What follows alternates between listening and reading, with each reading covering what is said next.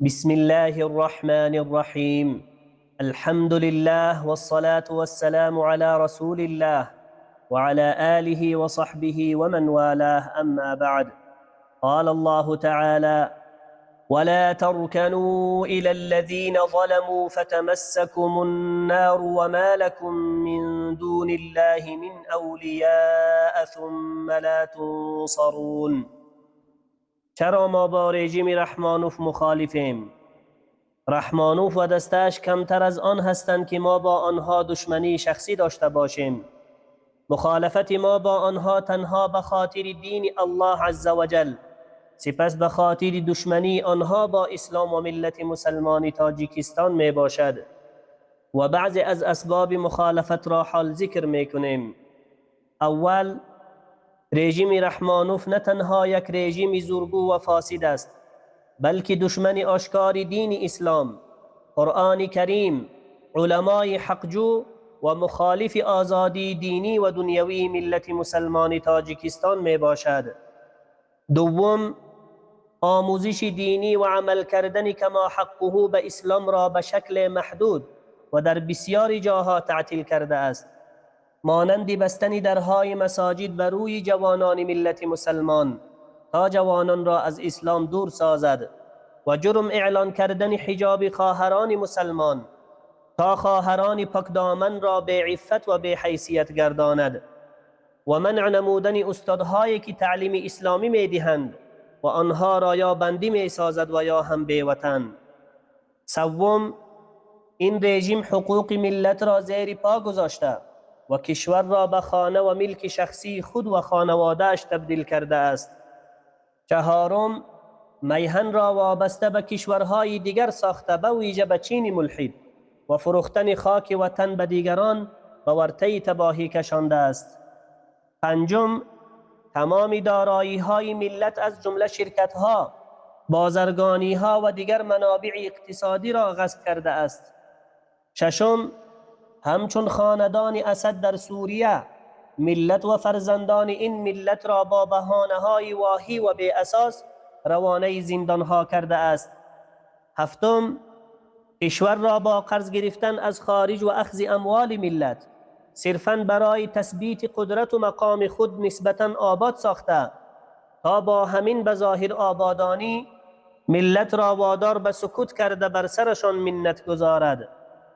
هشتم، ملت مسلمان و فرزندان آن را بر اثر بیکفایتی در دولتداری ناگزیر به ترک وطن ساخته و گروه را نیز به سبب سرپیچیشان از زیر یوغ بردگی خویش به مهاجرت واداشته است تا هیچ کس جرأت پایبندی به اسلام مبین را نداشته باشد.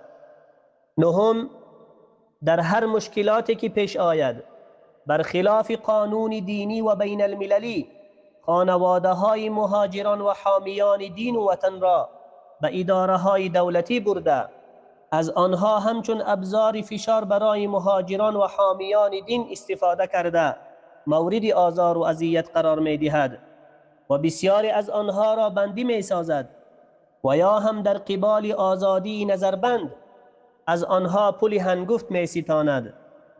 دهم، زندانیان به خصوص آنهایی را که به خاطر حمایت از دینشان و یا به خاطر حمایت از حقوقشان به حبس گرفته در شرایط بد نگه می دارد و آنها را مورد شکنجه های مرگاور قرار داده به سالهای طولانی مدت و یا حبس ابد حکم می کند و امثال این جرایم بسیار جرایم دیگری هست که این رژیم هر روز مرتکب آن می شود. ای ملت مسلمان، هنگامی که رحمانوف و رژیمش دارای این همه صفتهای قبیحه باشند و مرتکب این همه جنایتها بر علیه اسلام و ملت مسلمان و کشور شوند، چگونه ما می توانیم در برابر چنین دیکتاتوری بیدین ساکت بمانیم و با آن و رژیمش مخالف نباشیم، در حالی که ما پیروان پیامبر رحمت صلی الله علیه و سلم هستیم، پیامبری که راهنمای امت به سوی عدل و انصاف و بازدارنده از ظلم و فساد بود. الله متعال می فرماید: ولا تركنوا إلى الذين ظلموا فتمسكم النار وما لكم من دون الله من أولياء ثم لا تنصرون. به کسانی که ستم کردند تمایل و تکیه نکنید که آتش جهنم به شما خواهد رسید و برای شما سرپرست و دوستان جز الله وجود ندارد، آنگاه یاری نمی شوید. سوره هود. پس هر کسی تمایل به رحمانوف و دسته اش کند در زیر این آیه کریمه قرار می گیرد و طبق دستور این آیه کریمه ما انشاء الله هرگز در پیش هیچ ظالم سرخم نمی کنیم و نخواهیم کرد و شما نیز ای ملت مسلمان باید در پیش این ظالمان سرخم نکنید و خود را محتاج این ستمگران نشمارید، چون که وطن سرمایه آن و زندگی آسوده در آن وابسته به این اشخاص بی وجدان نیست، بلکه همه ملت در این وطن ثروت آن و سربلند زندگی کردن در آن را حق دارند.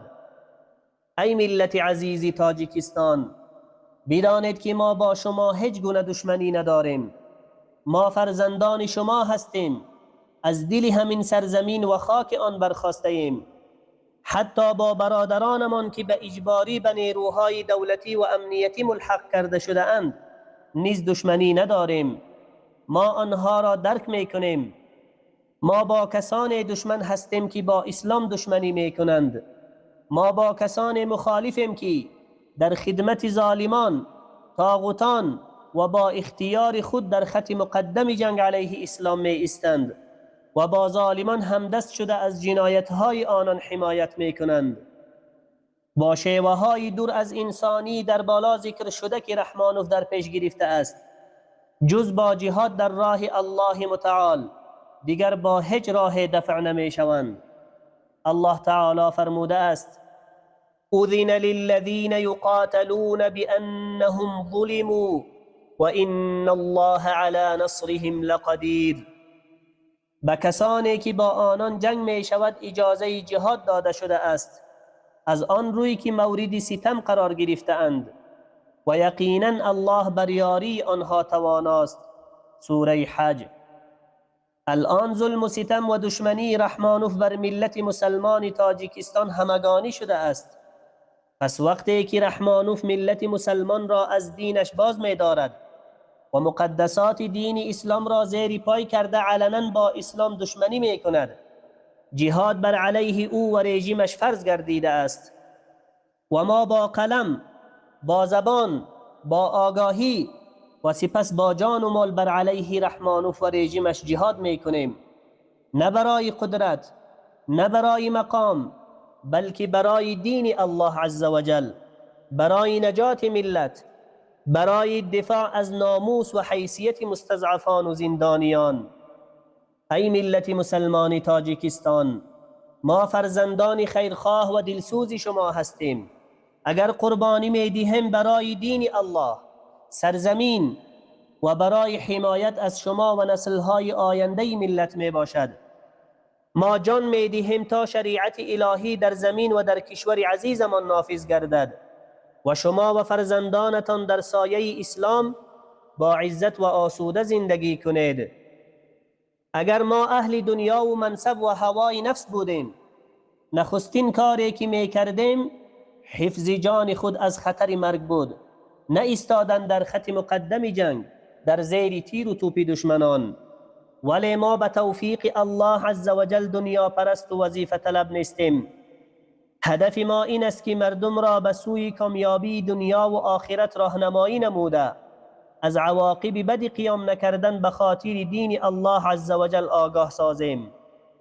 اما رحمانوف و دسته اش می خواهند سد راه ما شوند، ولی بدانند که قدرت ایمان از شمشیر ظلم آنها براتر است و با یاری الله متعال نمی گذاریم تا که می خواهند علیه اسلام مبارزه کنند و ملت مسلمان را از عمل کردن به اسلام و زندگی آسوده محروم نمایند. این عهد است که نخست با الله متعال، سپس با خون پاک شهدای ملت و امت و در نهایت با شما ای ملت مسلمان بسته ایم. اگر ما زنده باقی بمانیم ان شاء الله با وفاداری به این عهد با شما دیدار خواهیم کرد و اگر در راه الله تعالی کشته شدیم و به قافله شهدا پیوستیم، بازماندگان ما که فرزندان شما نیز هستند این هدف و مسیر را ادامه خواهند داد و با کمک الله سبحان این عهد بسته شده را تحقق خواهند بخشید. ای ملت مسلمان، اکنون قضاوت با شماست. کدام یک به صلاح دین و دنیای شما می اندیشد؟ ما که با فضل الله عز و جل عدل و انصاف را در کشور می خواهیم، آزادی دینی و عزت ملت را می طلبیم و از ریخته شدن خون هیچ هموطن خود راضی نیستیم. یا رحمانو فدار و دسته اش که جز ظلم و ستم، خون ناحق ریختن، دین ستیزی، غارت و غصب اموال ملت چیزی برای این ملت نداشته اند. رحمانو فدار و دسته اش مانند فرعونیان تاریخ میخواهند همه ملت بنده و برده سلطه آنان باشد و این چیزها را نه به گفته های ما بلکه با عمل کردی آشکارشان در طول چند دهه میتوان دید. ای ملت مسلمان و ای جوانان عزیز، این زمان سکوت در برابر طاغوتان و ظلم و ستم آنها نیست، بلکه زمان آن رسیده است که با ایمان، آگاهی، اتحاد و صدای حق راه عزت و سرفرازی را پیش گیریم. چون که الان در دنیا قانون جنگل جاری است و ادعای حقوق بشر همه دروغند. الان قانون قدرت می باشد. هر امت و ملتی که شجاع، توانمند و متحد بود کامیاب است و حرف اول را می زند. قابل یادآوری است که امت محمد صلی الله علیه و سلم لایق صفات شجاعت و متحد بودن می باشند در صورتی که به خود آمده اتفاق و اتحاد نمایند. پس به سوی وحدت و همبستگی بشتابید تا سربلند و سرفراز در میان امتها زندگی نمایید. و صلی الله علی نبینا محمد و علی آله و اصحابه اجمعین. والسلام علیکم و رحمت الله و برکاته.